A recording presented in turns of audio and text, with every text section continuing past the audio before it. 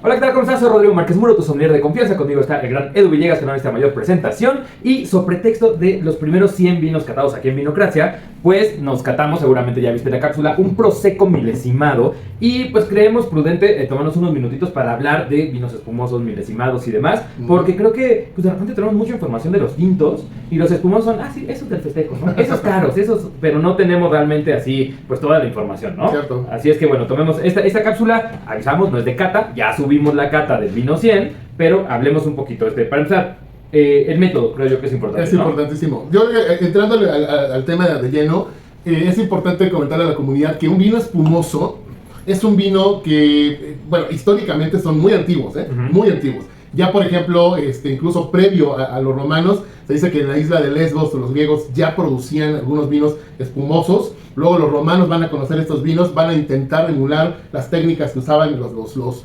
helénicos clásicos.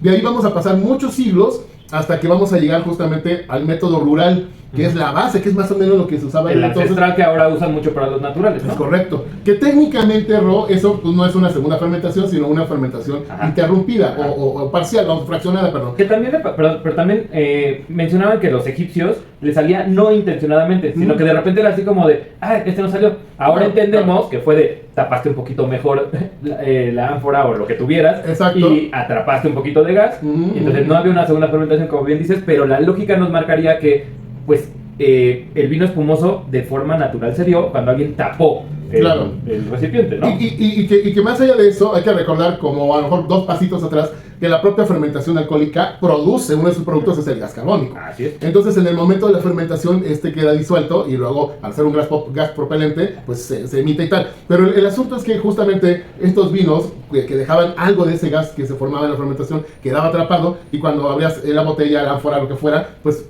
chispeaba, burbujeaba y eso fascinaba a estas culturas. Ya es hasta el siglo XVIII cuando vamos a ver que ya hay el nacimiento del método rural o ancestral, que es otra vez una fermentación fraccionada, no segunda fermentación, y es mucho tiempo después, ya hacia el 18 y 19, que vamos a ver las fermentaciones más o menos como las conocemos hoy, pero específicamente es hasta el 19, cuando Pasteur descubre la levadura, y es entonces que ahora sí vamos a tener una segunda fermentación perfectamente controlada. Intencionada, o sea, ya no era de que, salió una burbuja, ya sé. Programada, ¿no? Y ahí es donde nace la parte de los procesos, si quieres contarlos ahí también, bro. Sí, muy bien, bueno, como dice Edu, ¿no? O sea, todo proceso de fermentación te va a dar alcohol y te va a dar gas, ¿no? Si tú atrapas el gas, tienes un vino espumoso. Si tú dejas el gas que se vaya buenamente al ambiente, pues tienes un vino tranquilo, normal, ¿no? Ahora, si tú tienes un vino base y luego le agregas más azúcar, más mosto y todo, y a la botella, y tapas la botella y permites una segunda fermentación dentro de la botella, tendrás un método tradicional, un método champenois, que son los vinos de champán. No todo vino espumoso es champán. Mientras que los italianos pensaron un poquito más masivamente y dijeron, oye, qué flojera, con cada pinche botellita están haciendo esto, ¿por qué no lo hago en un tanque? Pero el principio es el mismo. Tienes un vino base, luego le agregas levadura, azúcar, para que pueda comer la levadura, pero dentro de un tanque presurizado, un tanque sellado. Entonces haces como si haces un vino espumoso grandotote, ¿no? O sea, y luego ya lo embotellas en cada uno. Esto te permite que el Prosecco sea siempre, bueno, salvo alguna excepción, pero siempre es más barato. Pero no es más barato por ser más malo, es más barato porque lo pensaron con más idea, ¿no? De negocio, y dijeron, aquí lo podemos hacer más fácil y nos ahorramos tanto proceso de cada botellita, ¿no? Y luego ya, la mañera, pues es inyectarle gas CO2, como ahora que haces tu agua mineral en casa, ¿no? Algo así. Y bueno, la ancestral, que sería la primera en tiempo, es una sola fermentación, pero directo en la botella. Es como hacer todas las reservas, pero una chela artesanal, que de repente te sale la chela artesanal con más espuma y con menos, porque no hicieron bien el proceso. Eso no es de buena chela artesanal, pero algunas que nos ha pasado, ¿no? Pero el principio es ese, se les fue de las manos la levadura dentro ya de la botella, ¿no? Esos serían así como los básicos. Y aquí, bueno, en el Prosecco tenemos un vino con método Charmat, uva glera, del Véneto, del norte de Italia, ¿no? Así es. Sí, y además hay un poquito, regresando también nada más para abonar al asunto del método rural, es recordar que, por ejemplo, en el campo, que todavía hoy hay pueblos en Europa que lo hacen, mucha gente del campo lo hace, o sea, fermenta, por ejemplo, en un depósito, en una barrica, en algo de cerámica y tal, y luego, como es todavía común que baja la temperatura durante estos periodos, estamos hablando del día del otoño, la levadura no muere, sino que simplemente entra en una etapa que se llama dormancia, que es de inactividad, Y luego la gente piensa, dice, bueno, pues ya terminó la fermentación, embotello, y cuando embotellan, bueno, hoy ya se sabe que ya que queda esta dormancia, embotellan y la fermentación no terminó, entonces le pones el taponcito, en la primavera aquello se levanta la temperatura, la levadura se reactiva, continúa su proceso de fermentación y ese gas que decíamos se produce durante este proceso queda atrapado ahí, cuando abre la botella, chispea y tiene un poco de espuma. Ese es el método rural, digamos, también. Y ese fue el descubrimiento, ¿no? De Edad Media, ¿no? Que decían el vino del diablo. Porque algún vino empieza a explotar, pues porque hay burbuja adentro. Toma en cuenta que un vino espumoso puede tener 2 veces la presión de las llantas de tu coche. O sea, es mucha presión. Mucha. Y de repente, pues explotaban algunas porque tampoco teníamos la tecnología de las botellas, del tapón, del bozal. Y la botella era delgadita, o sea, no era la botella esta de y eran hechas fondo. así, ¿no? O sea, artesanalmente. A la mano. Claro, entonces le llamaban justamente los vinos del diablo, ¿no? En Francia, el vin de diable, porque explotaban así de la nada en la primavera, empezaba el explotadero de botellas, la gente, ¿qué pasa aquí, no? Ajá. ¿Por qué? Y unas sí y unas no. Ajá, porque algunas podrían tener más levadura o más azúcar, es correcto. o levadura y azúcar, Exacto. y otras no. Entonces, Exacto. pues sí, ya hasta que lo entendimos, dijimos, podemos hacerlo a propósito, ¿no? Porque Diosito quiera, ¿no? Claro. Que al final, pues es la historia de la humanidad, Así ¿no? O sea, es. todo es magia hasta que entendemos que no lo es. Exacto, hasta que la ciencia nos explica los entreveros. Y otra cosa que quería yo abonar es justo también el tema de, porque mucha gente se confunde pensando que, bueno, pues es que el método Charmat es más chafita o es más... No. Lo que pasa es que, claro, es más industrial.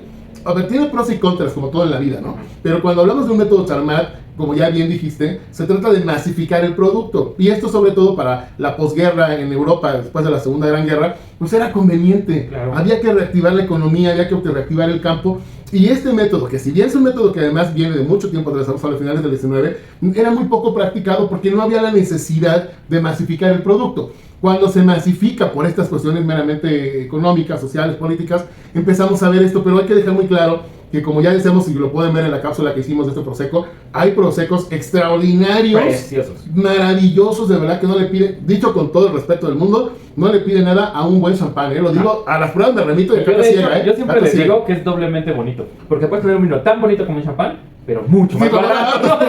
Para mí es, claro. Yo soy un gran defensor del Prosecco, porque digo, o sea, perdón, obviamente un Prosecco de 100 pesos, si lo puedes competir con un champán de 1000, no hay comparación. Un poco de sentido común, claro. Pero si pones un buen, o sea, si le inviertes a un Prosecco de 600 pesos, ¿no? Y lo pones con un champán de 1000, 1200, o sea, del doble de precio, y dices, oye, no le está doliendo nada. Entonces, ya es un duelo parejo, pero en precio te salió a la mitad del champán. Entonces, para mí, prefiero, o sea, fíjate que yo no disfruto particularmente el vino espumoso. O sea, lo cato, que está precioso, ¿no? Pero yo no voy por la vida buscando espumosos. Ajá. Pero siempre digo, prefiero 2 prosecos con champán. Y luego los sommeliers se me quedan así, ¿cómo crees? ¿No? O sea, yo sé que champán es de lo más prestigioso que tenemos. Sí, pero mucho también es marketing, hay que reconocerlo. A ver, las cosas como son. Aquí siempre decimos las cosas como son. A ver, una botella de estas que valen 1,700, 1,600, 1,500 pesos, es marketing. La verdad, o sea, un buen Chandon vale hoy en México 1,600 pesos. Y perdón, pero y no lo digo yo, es el champán más corriente que hay. Y además tiene estos escándalos de que ni siquiera se produce en la región de Champagne. Y bueno, ya no hay le paro para nada. Pero la verdad de las cosas es que, como tú bien dijiste, invierte en un buen Prosecco de 600, de 500 y ponlo contra un Moet en cata ciega inclusive y luego platicamos. Sí. Vas a ver la enorme diferencia. Entonces te das cuenta que el otro te dice, no, es champán y te venden toda la panoplia del marketing. Sí, pero la calidad es otra cosa. Y ahí es donde las cosas se ven quién es quién. Estos son grandes vinos, hechos sí con otro método, que es más industrial, tiene sus pros, sus contras también, pero recordemos algo muy importante aquí también. El vino nace en el campo. Sí. Entonces, si tú tienes una buena uva, cosa que sí tiene Prosecco muchas más veces respecto a la región de Reims, de Pernay, hablo de champán, eso ya te da materia prima para jugar. Por el clima, ¿no? Claro, piensan que históricamente el champán hacía vino mediocre. Exacto. Hasta que, bendita vida de Clicquot, pudo industrializar, ¿no? El vender el espumoso. Pero, a ver, ellos entendieron, nuestro tinto está chafísimo, malísimo, ¿no? Cof Querétaro, ¿no? O sea, entonces, pero sí podemos hacer espumoso. Bueno, hagamos. Y luego, ¿cómo lo vendemos fuera de aquí? Si se nos revientan las botellas, y la vida de Clicquot le debemos eso. O sea, tú puedes tener vino espumoso en tu casa gracias a que esta señora se puso a pensar y le metió mano a la botella, al tapón, al bozal, a cómo clarificar el vino, a un montón de... la rima, donde se hace el jamón removido, se dice que lo inventó ella, ¿no? Así es. Con una mesa que hizo los hoyos. Y fue la primera que vendió a Rusia, por eso es amarilla la etiqueta, porque creía, era el color del zar Alejandro I, entonces pues cae como que un guiñito, claro, ¿no? Entonces, bueno, gracias a eso tenemos champán. Y luego ya creció la marca, lo que tú me digas, ¿no? Pero realmente la región es difícil para hacer muy vino, difícil, ¿no? Yo creo que el gran ejemplo, y esto merecería hablar de esto en una cápsula especial, Porque yo sí creo que es un caso de estudio muy bonito en el que cómo superar lo difícil. Claro. Cómo superar los entender, problemas, ¿no? Porque ellos vienen de climas hiperfríos, de hacer vinos malísimos. Pero el saber darle la lectura, como dices, correcta, y darle la vuelta a la tortilla, de una desgracia, convertir eso en una virtud, Claro. una virtud mundial. Que tú ves, por ejemplo, en todo el mundo, lugares donde no requieren hacer estas mezclas de uvas, y de añadas, como sí lo requiere champán, copian el modelo champenoise, aunque no lo necesiten. ¿Por qué? Porque es el faro. Imagínense, ellos lo hicieron por necesidad, porque no les quedaba de otra más que mezclar y hacer todo esto, y es tan poderoso eso, influencia, que en países donde no es necesario lo hacen solamente para identificarse, así de fuerte. Sí, es identificar qué puedes hacer y qué no puedes hacer. Claro. O sea, podemos seguir peleando con que no vamos a pasar del quinto partido en México, o decir, oye, ¿y si tenemos gente de maratón, si tenemos boxeadores, porque resulta que somos aguantadores y no somos explosivos? Ah, entonces deja de estarte peleando y gana todas las medallas del mundo en algo que sí puedes hacerlo, ¿no? Exactamente. Y lo otro, bueno, lo tendrás ahí, ¿no? O sea, Claro. pero eso aplica, creo que todo. en la vida. Ya por último, ¿no? Porque ya se alargó un poquito la plática. Tenemos aquí un vino milesimado y acabas de hablar de las mezclas no solo de uvas, sino de añadas. ¿Qué pasa con eso? Justamente lo que decíamos ahorita, es que milesimar un vino es separar, normalmente, por ejemplo, el caso otra vez icónico de champán, es mezclar varias añadas, justo porque no tiene la calidad a nivel organoléptico para hacer un vino con esa uva de ese año.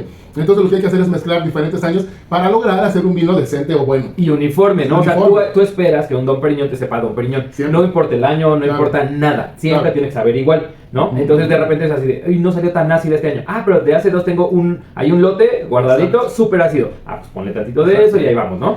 Pero de repente pasa que baja Dios y toca el viñedo y entonces está preciosa esa añada. Entonces, ¿sabes qué? A esta no hay que meterle mano nada. Vamos a presumirla. Y aquí tenemos un 2021, Exacto. porque y vean el tamaño de la fuente del 2021 respecto al nombre, ¿no? O sea, te quiero presumir, fue tan buena esta añada que va solita, va sin maquillaje, va con lo que es, ¿no? Exacto, y eso es exactamente un milesimado, o sea, que en estos casos específicos que estamos platicando de espumosos y tal, o generosos, que también es el caso, separar esa cosecha única de ese año y solo con esa cosecha trabajar el vino y nada más. Eso es específicamente un vino milesimado. Sí. Ojo, el hecho de ser milesimado para champán, para prosecco, para lo que tú me digas, no lo hace eterno. Entonces, Claro, por ejemplo, aquí claro. en la cata de este vino, 2021, ya empieza a sentir el paso del tiempo, porque un prosecco es para tomártelo en los siguientes 3 años, Claro. ¿no? Ahorita ya estamos en el 4º año de este vino, así es que está para que te vayas ahorita. Este no es comercial, pero lo compré en Soriana. Váyanse comprando y máximo en fin de año se lo toman, pero si pueden antes. Si Mejor. todavía no cumplen años este año, es para su cumpleaños, ¿no? Porque está precioso. Y si ya pasó, todos De saben. todos modos, con una buena, o sea, este sí se antoja con Sí. un buen maridaje, Sí, sí. un buen momento, un date bonito con Cómo tu no. pareja, ¿no? Sí. O sea, con tus cuates, lo que sea. Pero sí, es un gran vino y sí les alcanza, y aquí no es mala onda, pero si te alcanza para un milesimado de champán, que ahí ya estamos hablando de que ya son más Sí, sí, manchaditos sí, sí, con el sí, precio, claro. tampoco lo dejes así de para la boda. No, espérate, no. tómatelo, porque la burbuja se va a ir perdiendo. Se pierde, es normal. Sí, o sea, mucha gente igual a 20, 30 años un milesimado. También mi opinión muy personal, creo que es un desperdicio. Porque si bien evoluciona en otra parte, la merma carbónica es absoluta. O sea, al final termina siendo un vino blanco tranquilo. Claro. Entonces, Sí. ¿cuál es el encanto de un champán? Pues su burbuja. Así ¿no? O un espumoso en general, su burbuja. Perfecto. Pues creo que ya dimos así una- Ahí está. Ahí tienen ya como los principios básicos de qué es un espumoso, el milesimal y demás. Si tienen dudas, déjenlas en los comentarios y con gusto armamos otra capsulita, que ahora pues estamos tratando también de mezclar no solo catas, sino también esta parte teórica, porque luego hace falta, ¿no? Hace falta mucha de esta información, justo porque luego la gente se confunde, hay muchos mitos, ahorita por ejemplo acabamos de desvelar algunas, yo diría falacias también con respecto al champán, los espumos. Hay muchos temas que poco a poco iremos compartiendo con ustedes. Perfecto, pues nos vemos en una siguiente entrega de esto que se llama Vinocracia.